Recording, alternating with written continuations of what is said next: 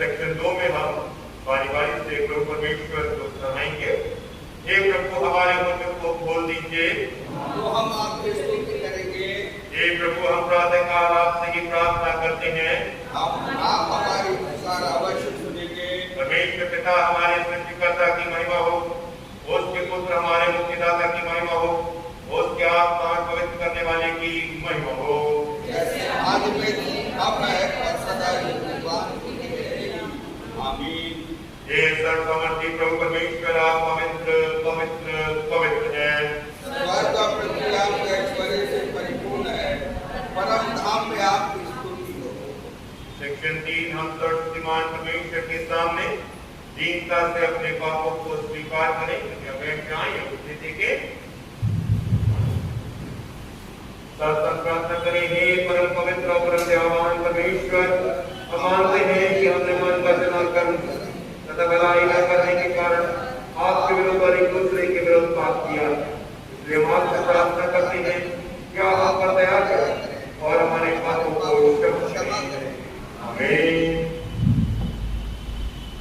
सर्वशक्तिमान और दयावान परमेश्वर हमारे सब पापों को क्षमा करें, उनसे हमें छुटकारा दें, सब रहे हमें अपने जीवन को सुधारने के लिए अनुग्रह दें और पवित्र आत्मा की सामर्थ से हम सब परिपूर्ण करें।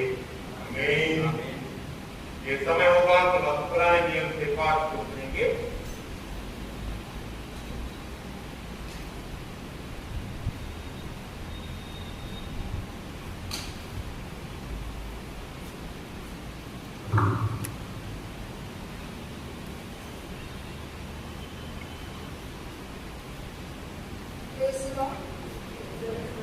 मैं आपके सामने पढ़ूंगी यहेजकेल की पुस्तक, उसका 33वां अध्याय, उसकी 30 आयत से लेकर 32वीं आयत तक।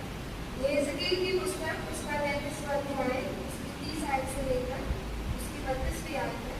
वहाँ पे परमेश्वर का वचन इस प्रकार कहता है, हे मनुष्य के संतान, तेरे लोग दीवारों के पास और घरों के द्वारों में तेरे विषय में बातें करते और एक दूसरे से कहते हैं, आओ सुनो कि यहोवा की ओर से कौन सा वचन निकलता है।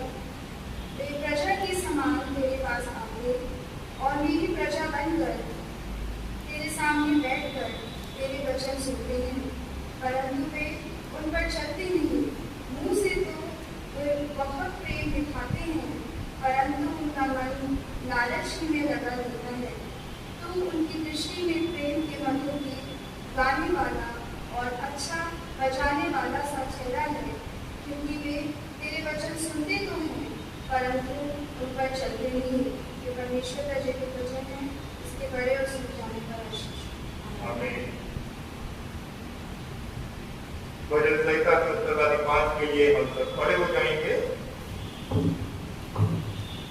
भजन संहिता का उत्तरवादी पाठ हम निकालेंगे भजन 40 और उसकी 9वीं आयत से लेकर और उसकी 7वीं आयत तक। वचन 40 उसकी नवी आई। मैंने बड़ी सभा में धर्म के शुभ समाचार का प्रचार किया। देख, मैंने अपना मुंह बंद नहीं किया। हे यहोवा, तू इसे जानता है। मैंने तेरा धर्म मन ही से नहीं रखा।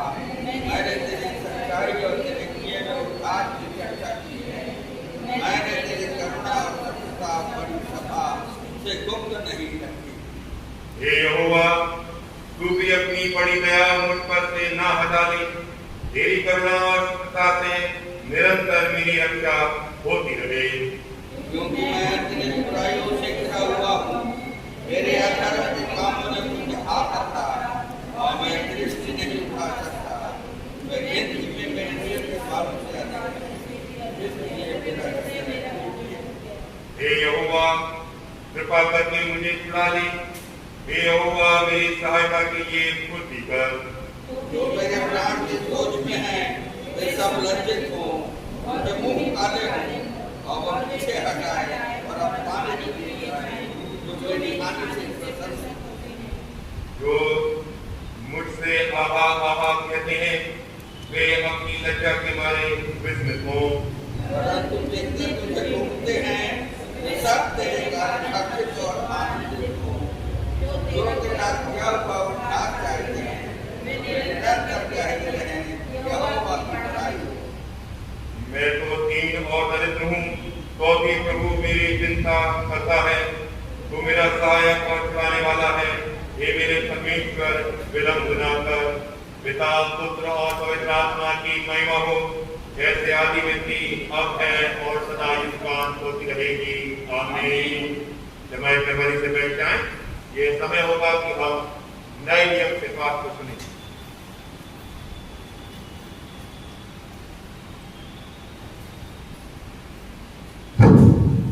आप सबको जय मसीह के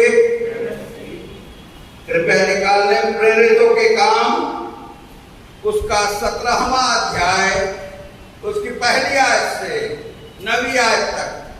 प्रेरितों के काम उसका 17वां अध्याय पहली आयत से 9वीं आयत तक। यहाँ प्रभु का वचन इस प्रकार कहता है, फिर वे अम्फिपुलिस और अपोलोनिया होकर थिस्सलुनीके में आए, जहां यहूदियों का एक आराधनालय था। पौलुस अपनी रीति के अनुसार उनके पास गया और 3 सप्ताह के दिन पवित्र शास्त्रों से उनके साथ वाद विवाद किया और उनका अर्थ खोल खोल कर समझाता था कि मसीह को दुख उठाना और मरे हुओं में से जी उठना अवश्य है। और यही यीशु जिसकी मैं तुम्हें कथा सुनाता हूँ मसीह है। उनमें से कितनों ने और भक्त यूनानियों में से बहुतों ने और बहुतों सी कुलीन स्त्रियों ने मान लिया और पौलुस और सिलास के साथ मिल गए।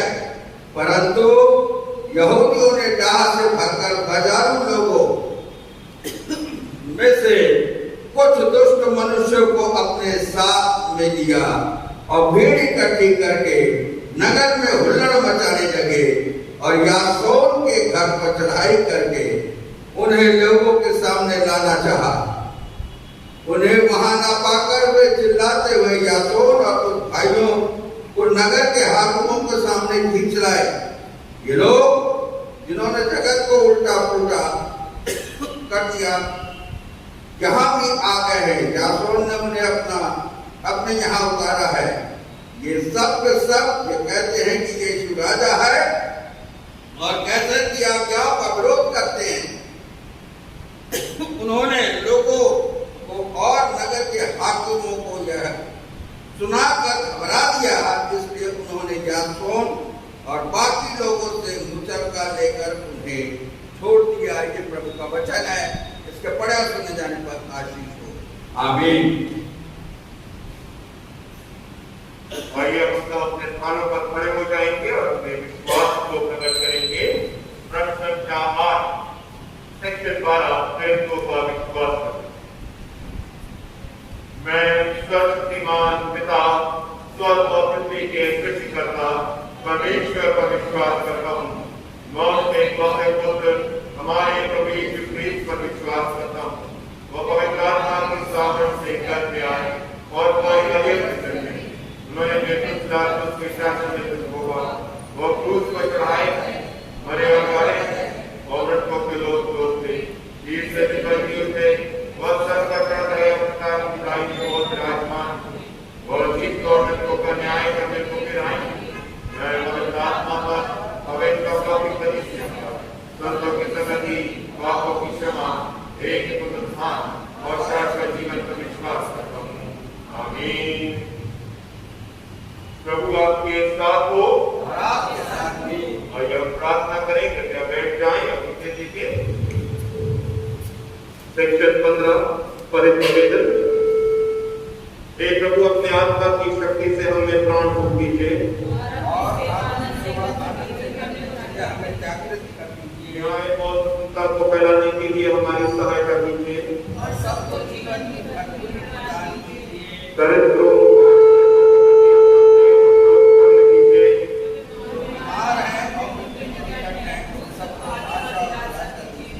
दीजिए कि हमारे जीवन में कामिल मिलाप बना रहे जिनको अधिकार प्राप्त है उनका अपने पवित्र आत्मा के द्वारा मार्गदर्शन कीजिए और आपका शासन समस्त संसार में हो।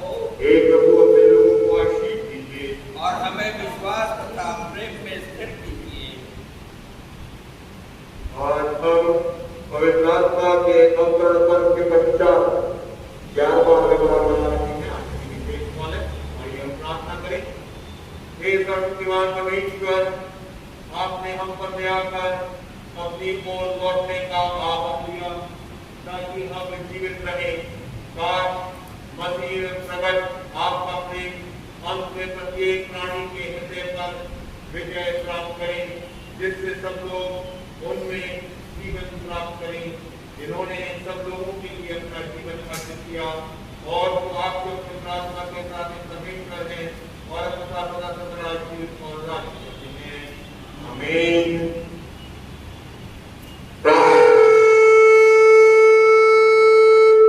प्रार्थना में लगे रहें। हे प्रातःकाल के सृष्टिकर्ता परमेश्वर, आपने अंधकार को दूर किया और संसार में प्रकाश फैलाया।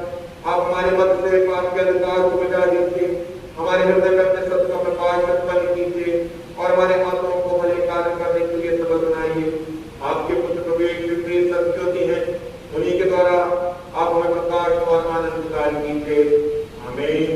हे शाश्वत परमेश्वर पिता, आपके सामर्थ्य हमारी सृष्टि हुई और आपके प्रेम द्वारा हमारा उद्धार हुआ। आप अपने पवित्र आत्मा के द्वारा हमारा मार्गदर्शन कीजिए और हमें सबल बनाइए। आज हम अपने आप को प्रेम से आपके और एक दूसरे की सेवा में अर्पण करें। आमीन। इससे पूर्व कि हम वचन में चले और अपने स्थानों पर खड़े हो जाएंगे और परमेश्वर एक संक्षेप समय स्तुति आराधना में व्यतीत करेंगे और अपने हृदयों को वचन के लिए तैयार करेंगे। उसके पापों में प्रवेश करूंगा धन्यवाद के साथ, उसके आंगन में स्तुति करूंगा।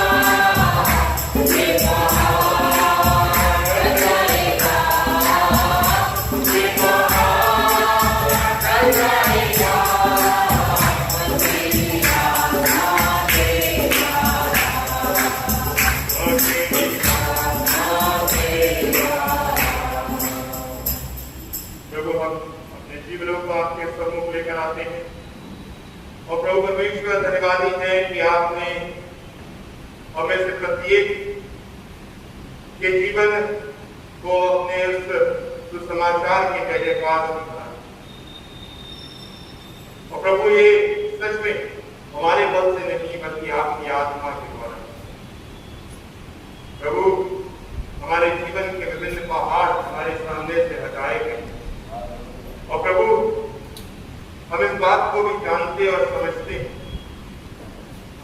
कि इस महामारी के समय में प्रभु इस महामारी के तमाम प्रकार की चिंताओं, अस्वस्थताओं, खतरों, हर एक बात के पहाड़ों से आपने अब तक हमें बचा दिया।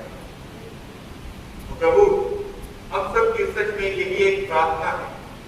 ये एक बड़ा पहाड़ जो मानव जाति पर है, प्रभु आपके अनुग्रह में हटा दिया। प्रभु हम जानते हैं कि हमारा स्वभाव ऐसा है कि हम आपसे दूर रहते हैं। प्रभु हम जानते हैं कि हम स्वभाव से पापी हैं। हम जानते हैं कि हम में बहुत सारी कमजोरियां वास करती हैं। और प्रभु परमेश्वर हम प्रार्थना करते हैं और साथ ही साथ स्मरण भी करते हैं। प्रभु हम अपने जीवन में आपके नजदीक आने की कोशिश करें। प्रभु आज से हम अपने कदम को बढ़ाएंगे ताकि प्रभु आपके और नजदीक आ सकें। क्योंकि प्रभु परमेश्वर आपके वचन को हमने कई मरतबा, कई बार, कई तरीकों से, कई लोगों से सुना। प्रभु कई बार उस वचन को सुना और उस पर अमल प्रभु होने पाए। जब हम आज वचन से इन्हीं बातों को देखते हैं, प्रभु होने पाए आप हमारे जीवनों में कार्य करें और हमारे जीवन आपके नजदीक आए।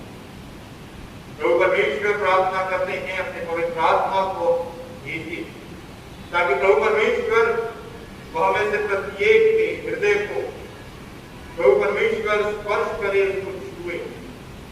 प्रभु हम सबके हृदयों में अपना अहम, अपना गुरूर, अपनी प्रभु परमेश्वर कमजोरियां, खामियां, अनेक बात। और जब तक प्रभु परमेश्वर आपकी आत्मा का स्पर्श हमें नहीं मिलेगा, प्रभु हमारे हृदय पिघल नहीं होने पाए। प्रभु परमेश्वर जब इस प्रार्थना गीत को गाते हैं, आप हम सबको छुए और प्रभु परमेश्वर हमारे हृदयों में शिफा हो ताकि हम प्रभु परमेश्वर आपके वचन सुन सके और साथ ही साथ ग्रहण करें।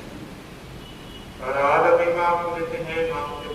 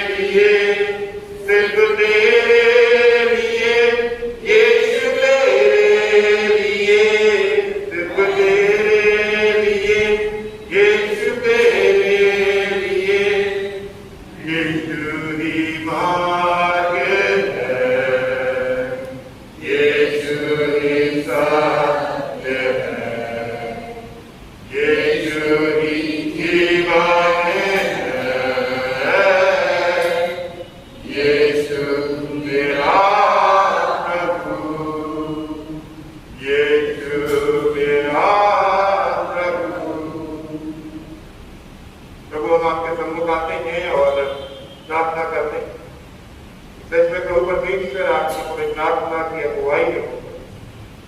अब आज आपके वचन से स्पर्श किए थे और प्रभु हमारे जीवन आपके लिए बदलने वाले और आदर महिमा आपको देते हैं।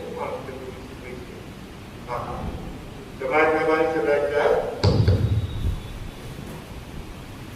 परमेश्वर का धन्यवाद।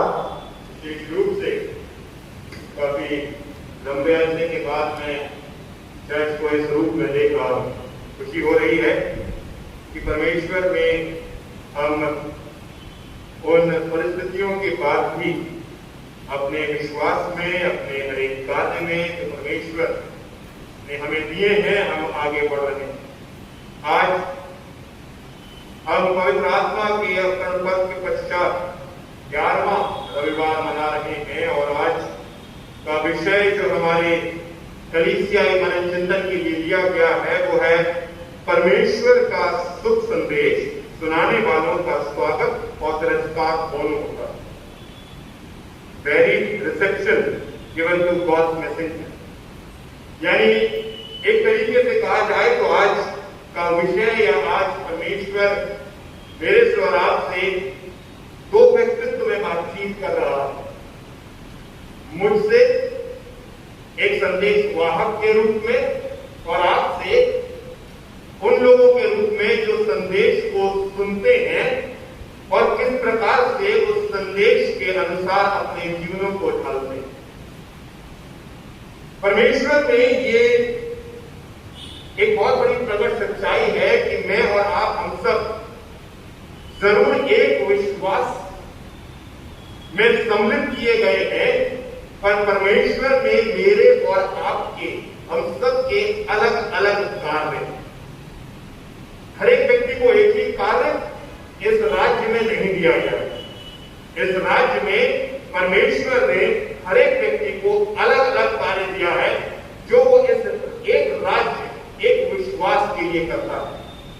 और इसलिए हर एक अलग अलग व्यक्तियों का अलग अलग तरीका होता है संदेश को देने का, या अलग अलग रूप में उसको ताकीद किया जाता है परमेश्वर की ओर से कि वो संदेश दे, और अलग अलग रूप में सुनने वाले लोग उस संदेश को सुनते हैं और उसको ग्रहण करते हैं। कई बार ग्रहण नहीं भी करते। अगर आप ध्यान दें बीज बोने के दृष्टांत को, तो प्रभु यीशु मसीह बड़े सटीक रूप से वहां पर बता रहा है कि किस प्रकार से बीज तो वही है, गुणवत्ता जो बीज की है वो चारों भूमियों में बदली नहीं है, उसकी गुणवत्ता सेम है, एक समान है, पर क्योंकि जमीन अलग अलग है इसलिए उस बीज का जब जमीन से स्पर्श होता है, जब वो उस भूमि में डाला जाता है तो अलग अलग प्रकार की परिस्थितियों में होकर या तो पेड़ फलवंत होता है या फिर वहां से बीज ही, जब वो बीज है तभी खा लिया जाता है, या थोड़ा सा पौधा बनता है तब नष्ट हो जाता है। अलग अलग परिस्थितियां वहां उस बीज बोने के दृष्टांत में मेरे को और आपको बताई गई। आज का वचन विशेष रूप से दो जगहों से पढ़ा गया, जहां यहेजकेल नबी की पुस्तक से उसके 33वें अध्याय से और उसके बाद प्रेरितों के काम की पुस्तक उसके 17वें अध्याय से, और अगर आज की गॉस्पेल रीडिंग को हम देखें तो वो भी हमें मरकुस 6 अध्याय में मिलती है। तीनों जगहों पर एक समान व्यवहार या एक समान बात मेरे को और आपको देखने को मिलती है। सबसे पहले अगर हम यहेजकेल नबी की बात करें तो ये एक प्रकार से एक ऐसा भविष्यवक्ता था जिसको बहुत अलग रूप से परमेश्वर ने अपने समाचार के प्रचार को दिया था। यशाया को अगर आप देखें तो यशाया भविष्यवाणियां करता है। अगर आप और किसी भविष्यवक्ता को देखें तो वो सब अलग अलग जगहों पर भविष्यवाणियां कर रहे थे। कई लोग सताए गए, कई लोग प्रताड़ित किए गए। अगर आप यिर्मयाह को देखें तो उसको तो हम लोग वीपिंग प्रॉफिट बोलते हैं, इसलिए क्योंकि वो हमेशा विलाप की बातों को लेकर आया था और उसका खुद का जीवन भी बहुत विलाप यहेजकेल को हम और आप यिर्मयाह की तरह नहीं मानते हैं, जबकि मैं अगर इस व्यक्ति को देखूं, इसकी पुस्तक को देखूं, तो मैं कहूंगा यिर्मयाह की तरह इसका भी जीवन बहुत सारे विलाप में था। क्योंकि अगर आप इस पुस्तक को पढ़ना शुरू करें तो आप जानेंगे कि इसको परमेश्वर ने जो वचन दिया, उस वचन को सिर्फ बोलने का कार्य इसको नहीं दिया, इसको सिर्फ बोलने का कार्य नहीं किया, इसको उस वचन को एक प्रकार से अपने जीवन से जीने का कार्य किया, जहां ये उस वचन को एक प्रकार से इनैक्ट करे, ड्रामेटाइज करे और लोगों के सम्मुख लेकर आए। और जब हम अब 35वें अध्याय में हैं, तो एक प्रकार से परमेश्वर उसकी उस पूरी मेहनत या उसके उस पूरे संदेश को, जो उसने बड़ी खूबसूरती से, कठिनाई से, विलाप दे दिया है, उसके एक प्रकार से एक ऑब्जर्वेशन को परमेश्वर उसके सम्मुख रख रहा। पर उस ऑब्जर्वेशन को देखने से पहले जल्दी से हम देखेंगे कि किस प्रकार से इस नबी के जीवन में कार्य हुए। अगर आप पिछले सप्ताह हमारे साथ थे तो आपने देखा होगा कि इसी यहेजकेल के 43वें अध्याय में हमने रिवर ऑफ लाइफ को देखा, जीवन की नदी।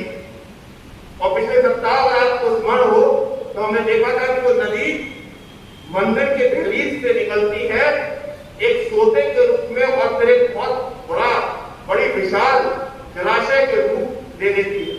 और ये प्रभु यीशु मसीह के सुसमाचार की बातचीत हो रही है। और पिछले सप्ताह हमने इस बात को देखा कि किस प्रकार से जल में जब यहेजकेल आगे बढ़ता जाता है, जल गहरा होता जाता है और वो डूबता चला जाता है। पहले टखनों तक, फिर घुटनों तक, फिर कमर तक, और फिर पूरा वो उस जल में सबमर्ज हो जाता है। और हमने इस बात को देखा था कि किस प्रकार से मेरे को आपको विश्वास में आकलन करना है कि मेरी परिस्थिति क्या है। पर इसी यहेजकेल की पुस्तक को अगर आप देखें, उसके दूसरे अध्याय, उसकी पहली आयत से मैं आपके सामने जल्दी से पढ़ूंगा। वहां वचन इसके पास आता है, इसकी बुलाहट है। उसने मुझसे कहा, हे मनुष्य के संतान, अपने पांव के बल खड़ा हो और मैं तुझसे बातें करूंगा। जैसे ही उसने मुझसे यह कहा, क्यों ही आत्मा ने मुझ में समाकर मुझे पांव के बल खड़ा कर दिया, और जो मुझसे बातें करता था मैंने उसकी सुनी। उसने मुझसे कहा, हे मनुष्य के संतान, मैं तुझे इस्राएलियों के पास, अर्थात बलवा करने वाली जाति के पास भेजता हूं, जिन्होंने मेरे विरुद्ध बलवा किया है, उनके पुरखा, और वे भी आज के दिन तक मेरे विरुद्ध अपराध करते चले आए। इस पीढ़ी के लोग जिनके पास मैं तुझे भेजता हूं, वे निर्लज्ज और हठीले हैं, और तू उनसे कहना, प्रभु यहोवा यूं कहता है, इससे वे जो बलवा करने वाले घराने के हैं, चाहे वे सुने या ना सुने, तो भी वे इतना जान लेंगे कि हमारे बीच एक भविष्यवक्ता प्रकट हुआ है। ऐसा अपॉइंटमेंट लेटर कोई नहीं चाहेगा,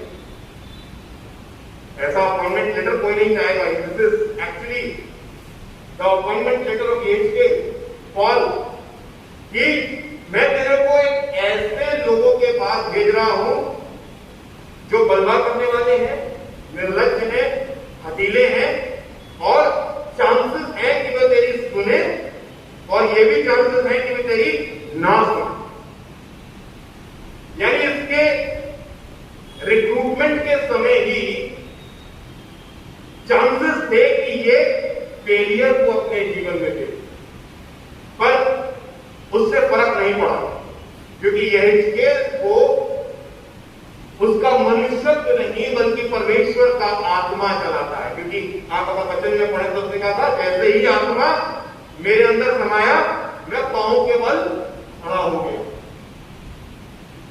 फेलियर, परिस्थितियां, बहुत सारी ऐसी चीजें जो इस व्यक्ति के जीवन में आई, उस परिस्थिति ने इसको निराश नहीं करा, बल्कि ये उन कार्यों को जो परमेश्वर इसे बता बढ़ने लगा। और इसके बाद अगर आप देखें बहुत अलग अलग तरीके की बातें इसके जीवन में आती है। अगर आप तीसरे अध्याय का एक इंसिडेंट मैं पढ़ूंगा, आप देखिए तीसरा अध्याय से पहले आए, तब उसने मुझसे कहा, हे मनुष्य के संतान, जो तुझे मिला है उसे खा ले। And this was a scroll. ये परमेश्वर के वचन के विषय में कहा गया है, उसे खा ले, अर्थात इस पुस्तक को खा, तब जाकर इस्राएल के घराने से बातें कर। इसलिए मैंने मुंह खोला और उसने यह पुस्तक मुझे खिला दी। तब उसने मुझसे कहा, हे मनुष्य के संतान, ये पुस्तक जो मैं तुझे देता हूं इसे पचा ले और अपनी अंगुलियां इससे भर ले। अतः मैंने उसे खा लिया और मेरे मुंह में वो मधु के तुल्य मीठी लगी। जो वचन इसके पास आ रहा है कठोर वचन है, और इस वचन को सिर्फ स्मरण करके उसे बोलना नहीं है। आप देखिए उसके कॉल में क्या कहा गया, तो इसको खा ले, तो इसको खा ले, यानी तू इसको जज्ब कर ले, इसको अपने शरीर में एक प्रकार से पहन ले, क्योंकि यही तेरा कार्य आगे होने वाला है। और इतनी कठिन पुस्तक, इतनी कठिन बातें, जब वो उनको खाता है तो क्या लिखा है, वो मेरे लिए मधु के समान मीठी। ये तब होता है जब परमेश्वर का आत्मा हमारे साथ हो। और इस पुस्तक को अगर आप आगे पढ़ते चले जाएं, कई जगह आपको बहुत डिस्टर्बिंग टेक्स्ट मिलेंगे, पर इस व्यक्ति ने अगर आप देखें तो चौथे अध्याय में, 5वें अध्याय में, 12वें अध्याय में, 24वें अध्याय में उस पूरे मैसेज को जो परमेश्वर इसको दे रहा था एक प्रकार से जिया। ये इसने अपने सिर को मुंडा लिया, अपने दाढ़ी को काट लिया, इसने अपने घर में एक छेद बनाकर उसमें से बाहर निकला, ये दर्शाने के लिए कि किस प्रकार से जब चढ़ाई होगी तो भागना पड़ेगा। इसकी पत्नी मर गई। The last and the foremost thing was कि इसकी पत्नी मर गई, और परमेश्वर का वचन आता है कि उसकी पत्नी के मरने से पहले तेरी पत्नी मर जाएगी और तू विलाप नहीं करेगा। क्यों? क्योंकि इस्राएल को उस समय में विलाप करने का भी समय नहीं मिलेगा। ये दर्शाना था। तो प्रभु इस मैसेज को इसके जीवन से इनैक्ट करवाता है। पर आप सोचिए कि उन सब परिस्थितियों में होकर जब हम आगे बढ़ते हैं और 33वें अध्याय में आते हैं, तो उसके 30वीं और 31वीं और 32वीं आयत बड़ी निराशाजनक। ये परमेश्वर का ऑब्जर्वेशन है कि देख यहेजकेल तूने ये कार्य किया, इतने सारे कठिनाइयों में होकर तूने अपने जीवन को जिया, और देख तेरे साथ क्या है। तो कहता है, हे मनुष्य के संतान, 33वां अध्याय उसकी 30वीं आयत, तेरे लोग दीवारों के पास और घरों के द्वार में तेरे विषय में बातें करते हैं। यहां तक सब अच्छा लग रहा है। और एक दूसरे से कहते हैं, आओ सुनो कि यहोवा की ओर से कौन सा वचन निकलता है। ये भी ठीक है। 31वीं आयत, वे प्रजा के समान तेरे पास आते और मेरी प्रजा बनकर तेरे सामने बैठकर तेरे वचन सुनते हैं, परंतु वे उन पर चलते नहीं। मुंह से तो वो बहुत प्रेम दिखाते हैं, परंतु उनका मन लालच ही में लगा रहता है। यहेजकेल के इतने मेहनत के बाद, इतने सारे कठिनाइयों को सहने के बाद परमेश्वर का ऑब्जर्वेशन ये है कि जो लोग तेरे इर्द गिर्द हैं, जो लोग तेरे पास हैं, तेरी सुनने के लिए आए हैं, वो आ जरूर रहे, पर वो मेरे वचनों पर चल नहीं रहे। उन वचनों को जो मैं तेरे जरिए से बता रहा हूं, उन वचनों पर वो चल नहीं रहे।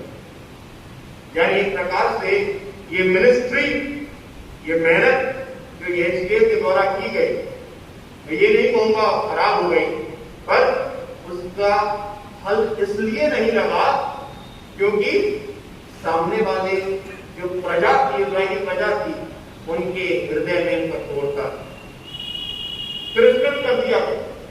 और इसी प्रकार से अगर आप देखें प्रेरितों के काम की पुस्तक, शायद आज हमारे पास समय नहीं होगा कि मरकुस की इंजील तक जाएं, प्रेरितों के काम की पुस्तक उसके 17वें अध्याय पहली आयत से लेकर अगर आप आगे पढ़ें, इस साल के हमारे बीबीएस की ये थीम वर्ड्स थी। जब थीम वर्ड्स मेरे पास आई तो मैंने थोड़ा विचलित हो गया कि किस प्रकार की थीम वर्ड्स।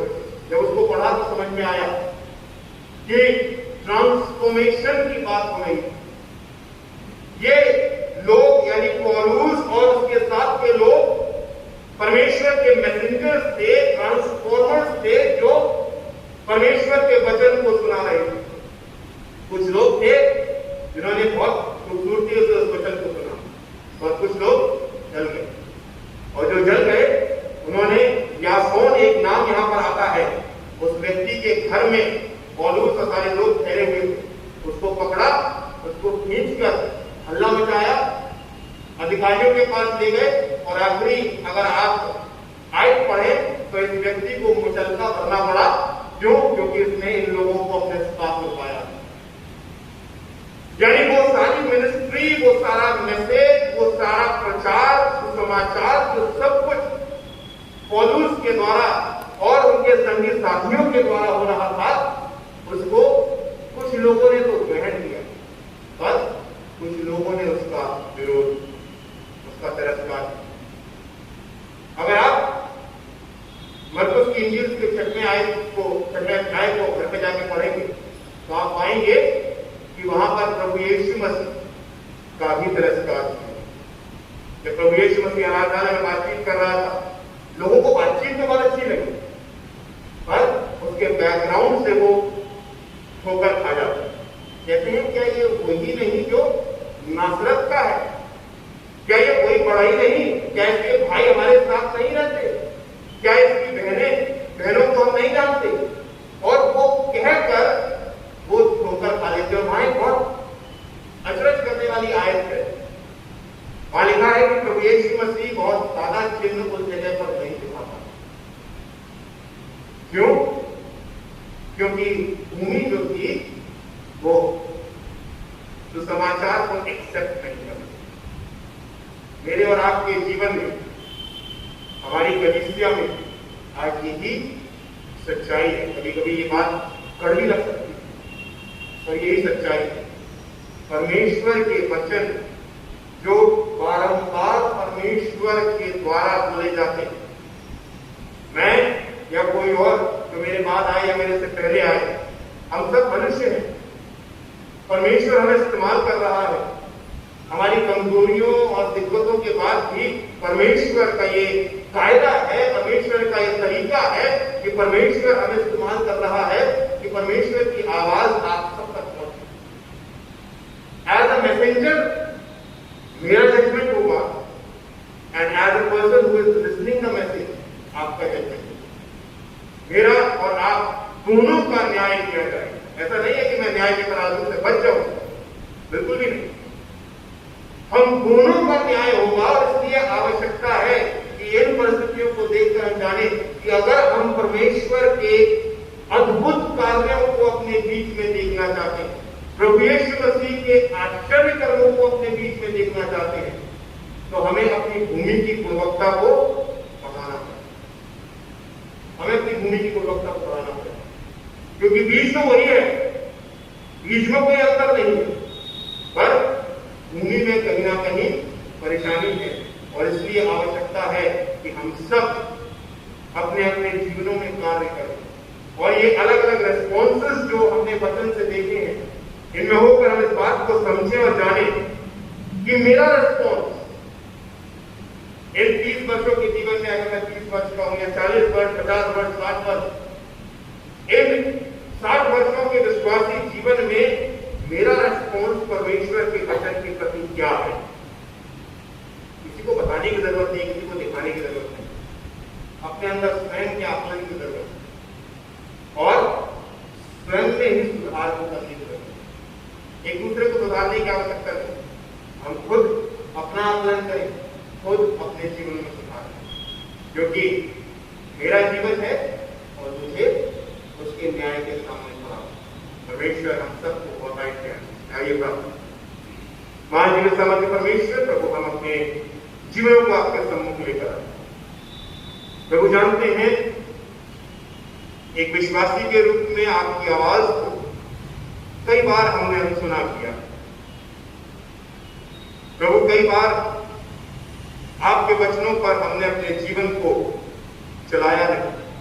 और प्रभु परमेश्वर, आज इस समय हम अपने जीवनों को आपके सम्मुख लेकर आते हैं और प्रार्थना करते हैं कि प्रभु आप हमें से प्रत्येक से बातचीत करें, ताकि प्रभु परमेश्वर हमें से प्रत्येक अपने स्वयं के आकलन को करके स्वयं आपके सामने अपने प्राण को रखें।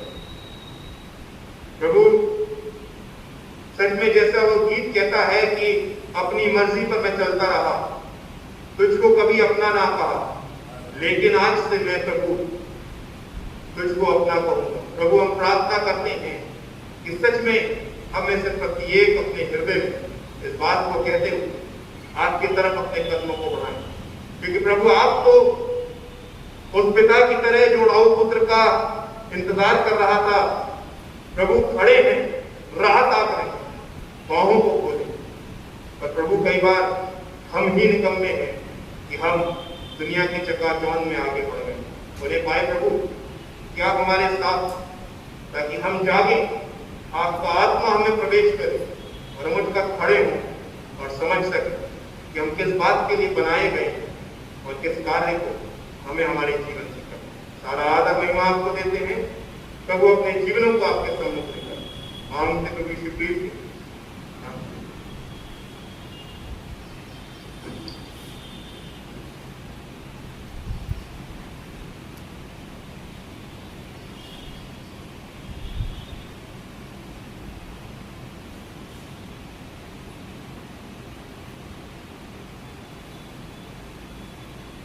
आप सबको जय मसीह की। परमेश्वर का धन्यवाद अर्पित करते हैं आज के दिन के लिए जो उसने हम सबको दिया। और विशेष रूप से बड़ी खुशी है कि हम परमेश्वर के भवन में इस कदर लोगों को देखने, और मैं चाहूंगा कि ऐसे ही सिर्फ ये एक करने की बात ना हो, बल्कि ऐसे ही हम खुद आए और लोगों को भी लेकर आए। और ऐसी जरूरत पड़ जाए कि हमें 2 शिफ्ट करनी पड़े, मैं मेहनत करने के लिए तैयार हूँ, 2-3 शिफ्ट मैं तैयार हूं। पर यहां मुझे लोग नहीं हैं। अगर लोग हैं, मैं 3 शिफ्ट करने के लिए तैयार हूं, मुझे कोई जरूरत है। पर आवश्यकता है कि हम इस बात को देखें, क्योंकि एक मानसिकता है, मैं इस बात को पंच के रूप में नहीं कह रहा, एक मानसिकता है कि 1.5 वर्ष से हमारे बच्चों की आदत हो गई है क्या, स्कूल नहीं जा रहे। अभी किसी छोटे बच्चे को आप बुला कर बोलते हैं बेटा स्कूल जाना, नहीं कोरोना, और उसको बोलो बेटा मॉल घूमने चलना है, हाँ चलेंगे। यही मेरी और आपकी भी परिस्थिति है। हम दौड़ धूप दुनिया भर की कर रहे हैं, पर कई बार बहुत सारी चीजों में हम ऑनलाइन माध्यमों का सहारा ले रहे हैं, पर विश्वास ऑनलाइन नहीं, विश्वास ऑनलाइन नहीं, और ऑनलाइन हो भी रही। जरूर है कि आप अपने घर के कंफर्ट में चीजों को देख सकते हैं। वो उन परिस्थितियों के लिए है जब परिस्थितियां बिल्कुल ही विपरीत, पर अभी परिस्थिति ऐसी नहीं है। आगे आने वाले समय में अगर ऐसा होता है तो हम वापस उस परिस्थिति में जाएंगे, पर जब तक मौका है, आवश्यकता है कि हम ऑफलाइन परमेश्वर के भवन में आकर उसकी आराधना। परमेश्वर आप सबको बताएं कि आशीष से हमारे अगले रविवार की आराधना का समय 9 बजे का होगा, और ये एक भोज की आराधना होगी।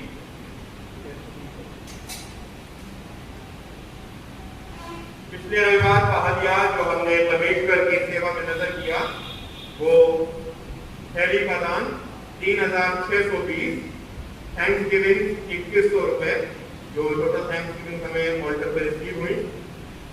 शाम को जो बॉक्स ऑफरिंग हमने कलेक्ट की वो 5940 रुपए, चर्च फंड 4500 रुपए और सेमेट्री फंड 550 रुपए, ये बीते सप्ताह तक का दान है जो हमने परमेश्वर की सेवा में नजर किया। हमारे चर्च की एजीएम 30 अगस्त 2021 को शाम 5 बजे यहाँ पर होगी। कृपया ध्यान दें, ये शुक्रवार का दिन है और शुक्रवार के रोज हम अपनी इस एजीएम को कर रहे हैं 20 अगस्त 2021, और ये सेकेंड नोटिस ऑफ एजीएम है। अपनी अपनी रिपोर्ट्स को, जैसा आपको नोटिस भी मिला होगा, कि जो भी इन वित्तीय वर्ष यानी वित्तीय वर्ष 2019-20, वित्तीय वर्ष 2020-21 इन दोनों वित्तीय वर्षों में जो भी secretaries, treasurer, Sunday school teachers और यूथ के जो प्रेसिडेंट और सेक्रेटरी हैं, WFCS के प्रेसिडेंट सेक्रेटरी, इन सब लोगों को रिपोर्ट सबमिट करनी है और ये रिपोर्ट सबमिट करने की लास्ट तारीख आखिरी तिथि 14/8/2021 है। जिन लोगों को मुझसे डिटेल्स चाहिए हैं अपने रिपोर्ट्स बनाने के लिए, वो लोग मेरे को कांटेक्ट कर सकते हैं और कल से मेरे पास आ सकते हैं ताकि हम उनकी सहायता कर दें और उनको डिटेल्स दे दें ताकि वो अपनी रिपोर्ट को बना लें। अगले रविवार यानी आने वाले रविवार में हम 15 अगस्त को मनाएंगे। ये हमारा नेशनल फेस्टिवल है और इसीलिए अगले रविवार को जब हम इस दिन को स्मरण करते हैं तो पहले आराधना करेंगे और आराधना के बाद फ्लैग होइस्टिंग सेरेमनी की जाएगी। तो कृपया करके इस बात को जरूर से ध्यान दें कि 15 अगस्त में हम अपनी फ्लैग होइस्टिंग को भी करेंगे और फ्लैग होइस्टिंग के तुरंत बाद हमारी पास्टर कमेटी की मीटिंग भी यहीं पर चर्च में की जाएगी। जैसा कि आपने देखा होगा और कल मैंने बहुत सारे मैसेजेस चर्च ग्रुप में डाले हैं जो इस बात को अवगत कराते हैं कि आगे आने वाले समय में हम as a church pastor committee 2 चीज़ों को हमने डिसाइड करा है। पहली बात कि चर्च का आगे का जो फ्रंट है, जो थोड़ा नीचे है, उसको हमें उठाना है, वहाँ पर नया पत्थर लगाना है और साथ ही साथ ये पूरा जो सामने का इलाका है उसको एक लेवल पे लेकर आना है। तो इस कार्य को करने के लिए हम चाहते हैं कि अगर आप ये अगुवाई परमेश्वर करता है तो आप जरूर से अपने डोनेशंस को, अपने योगदानों को दें। साथ ही साथ चैरिटी हेल्प के लिए भी हमने एक चैरिटी फंड बनाया है जिसमें आपको स्मरण हो कि हमने गुल्लकों के पैसे से उसकी शुरुआत की थी और हम चाहते हैं कि उस के जरिए से हम अपने कलीसिया के लोगों की मदद करें। तो इस चैरिटी फंड में हेल्प प्राप्त करने के लिए आप अपनी एप्लीकेशंस को 31 अगस्त 2021 तक मिस्टर महेंद्र कंवर को दे सकते हैं और ये हेल्प 3 ग्रुप में की जाएगी। मेडिकल हेल्प यानी कोई ऐसा व्यक्ति जिसको जो फाइनेंशियली इतना प्रॉब्लम में है कि वो अपनी दवाइयाँ नहीं खरीद सकता है, वो अपने प्रिस्क्रिप्शन उनको दे सकते हैं और हम उनकी दवाइयाँ खरीदेंगे only after the approval of the charity committee. और उसके बाद एजुकेशन हेल्प और राशन पैकेट केयर, तो इन 3 रूप में हम अपनी सहायता को या अपनी मदद को लोगों तक पहुंचाएंगे। और डिटेल में अगर आपको इसके बारे में जानकारी लेनी है तो आप मुझसे या और दोनों ऑफिस बैनर से या पास्टर कमेटी मेंबर से किसी से भी पूछ सकते हैं। सबको इस विषय में डिटेल में पता है, आप उन सबसे पूछ सकते हैं और एक सादे कागज पर अपनी एप्लीकेशन हमको दे सकते हैं। साथ ही साथ जरूर से इस बात को ध्यान रखें कि हमें अपने ऑफरिंग्स में इजाफा करना है। और जब मैं इस अनाउंसमेंट को मैंने कल किया है और आज करता हूँ तो पहले मैं खुद इजाफा करके आया। जो आज मैं डालूंगा उसमें मैं खुद पहले इजाफा करके आया, तभी मैं आपसे बोलूँगा, क्योंकि एक परिवार है और परिवार का मुखिया होने के नाते मुझे पहले करनी है। और साथ ही साथ परिवार का मुखिया होने के नाते अगर परिवार में आगे आने वाले समय में कोई समस्या आ सकती है तो उसको भाप कर हर एक परिवार के सदस्य को आगाह करना ये मेरी जिम्मेदारी है। और इसलिए हम सब इस थोड़े थोड़े भाग को उठाएं ताकि ऐसा ना हो कि आगे आने वाले समय में कोई वित्तीय समस्या हमारे सामने आकर खड़ी हो। अपने चर्च फ्रेंड्स को भी जरूर से हम टाइमली दे दें ताकि कोई आगे ऐसा एक्यूमुलेशन ना हो कि आपको चर्च फंड देने में कोई दिक्कत हो। तो इन बातों को जरूर से सकारात्मक रूप से लें, नकारात्मक रूप से नहीं, क्योंकि ये मैं किसी को ऑफेंड करने के लिए नहीं बल्कि इस चर्च की बेहतरी के लिए परमेश्वर सबको बताएं कि आज से ये समय होगा कि कलीसियाई प्रार्थनाओं में जाएंगे तो मैं दरखास्त करूंगा कि प्रार्थना में करें।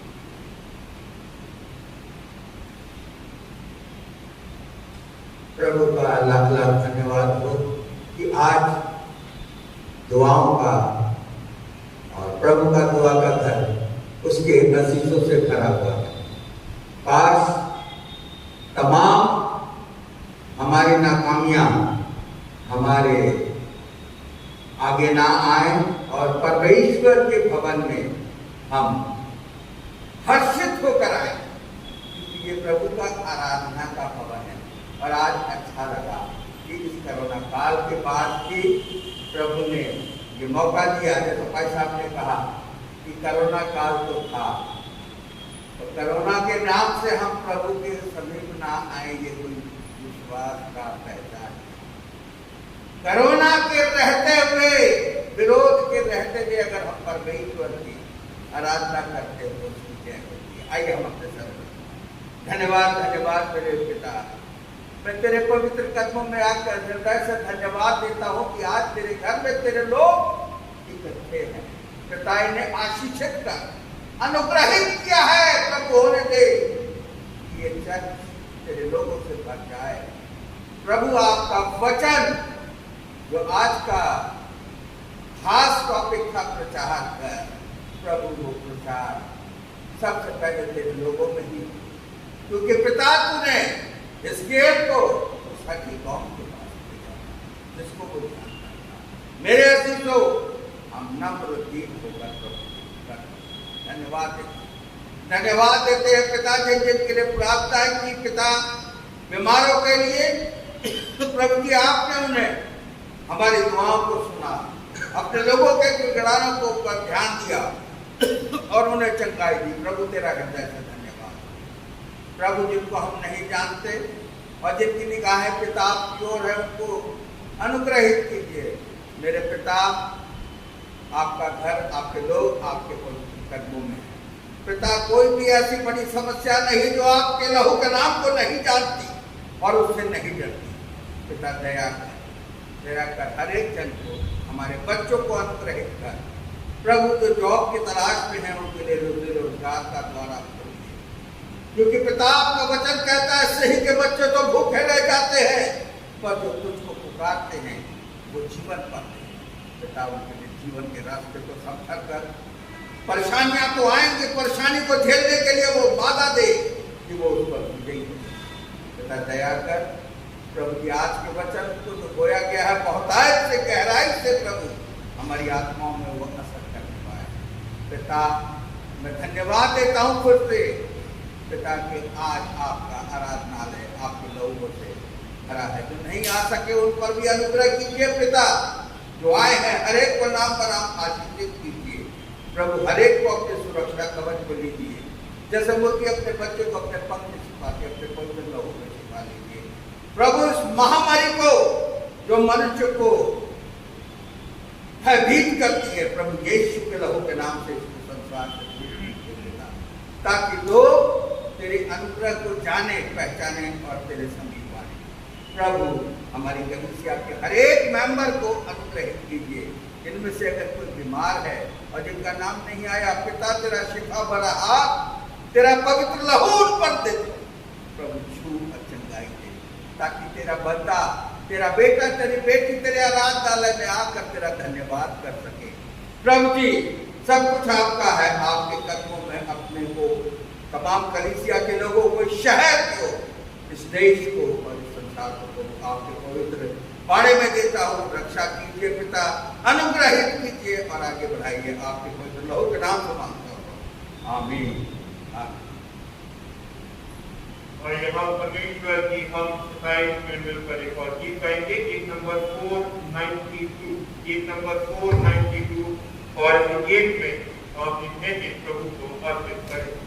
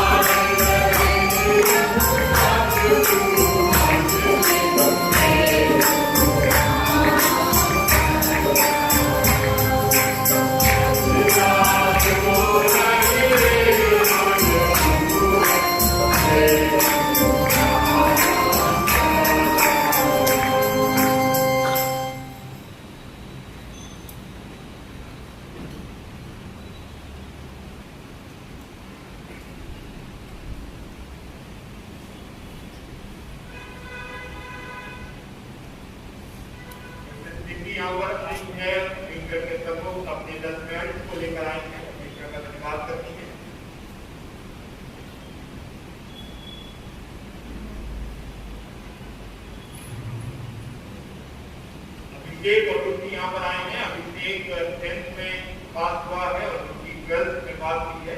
परमेश्वर को धन्यवाद। आइए हम ये सब बातों के लिए परमेश्वर के सम्मुख आएंगे और परमेश्वर को धन्यवाद। और प्रभु हम आपके सम्मुख आते हैं और सच में प्रभु आपके अनुग्रह को मनाते हैं जयकार के साथ चिल्ला चिल्ला कर बोलते। क्योंकि प्रभु परमेश्वर जब जब आपकी वेदी पर लोग धन्यवादियों को लेकर आते हैं तो प्रभु परमेश्वर ये सेलिब्रेशन से कम नहीं। क्योंकि प्रभु ये आपकी विश्वास योग्यता, आपके अनुग्रह, आपकी चंगाई, आपकी दी बुद्धि, आपके किए हुए बड़े बड़े कार्यों को जाहिर करने के लिए यहाँ पर प्रभु परमेश्वर हम धन्यवादी हैं इस ऋषि के लिए। प्रभु परमेश्वर को आपके सम्मुख हैं और प्रभु परमेश्वर अपने 10वें अंश को आपकी ओर बढ़ा दें। प्रभु परमेश्वर हम जानते हैं कि 10वें अंश को सही रूप से आपके भवन में लेकर आना कितना कठिन होता है। प्रभु परमेश्वर जो उस कार्य को करता है, आपका वायदा ये कहता है कि ना तो उसकी मुक्ति का तेल खत्म होगा और ना उसका आटा। प्रभु परमेश्वर हम इसी विश्वास के साथ आपके आशीष को इनके घर पर मांगते हैं, प्रार्थना करते हैं कि प्रभु परमेश्वर आपकी परिपूर्णता इनके घर पर, इनके घर के एक सदस्य पर निरंतर। प्रभु परमेश्वर हम अभिषेक और रुचि के लिए धन्यवाद अर्पित करते हैं जिसके दोनों बच्चों को आपने बुद्धि और सामर्थ्य प्रदान की और प्रभु परमेश्वर ये दोनों बच्चे अपने क्लासेस में पास होकर उत्तीर्ण होकर अब नई क्लासेस में पढ़े।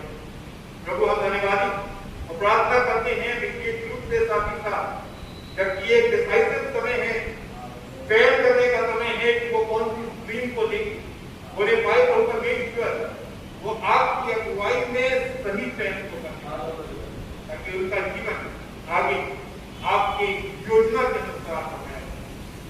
धन्यवादियों को आपकी अर्पित करते हैं और प्रभु साथ सब बातों के लिए, सब व्यक्तियों के लिए धन्यवाद अर्पित करते हैं जो प्रभु परमेश्वर हम सब यहाँ पर बैठे हुए हैं ताकि प्रभु परमेश्वर वो कार्य जो आपने हम सबके जीवनों में किए प्रभु आप में उजागर और लोग प्रभु आपके उन बड़े बड़े कार्यों को जान सकें और प्रभु आपके नजदीक और आज हम आपको देते हैं मांग से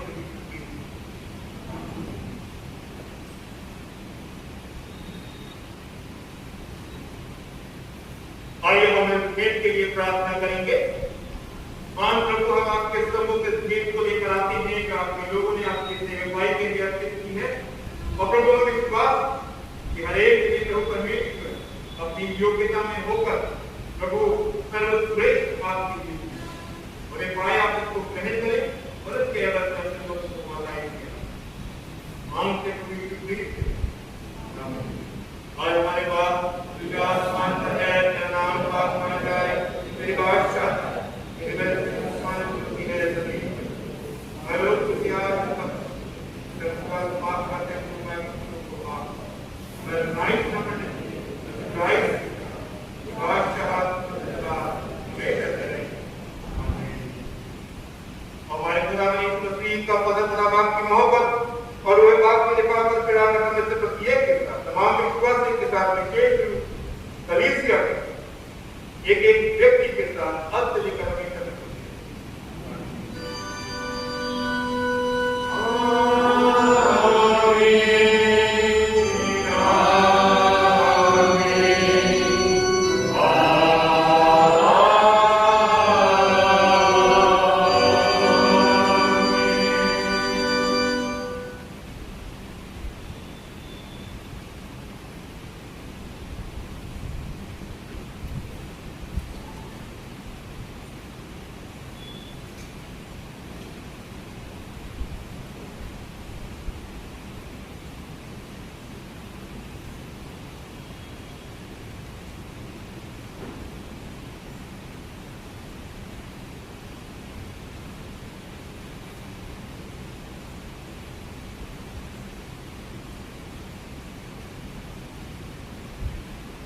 Ha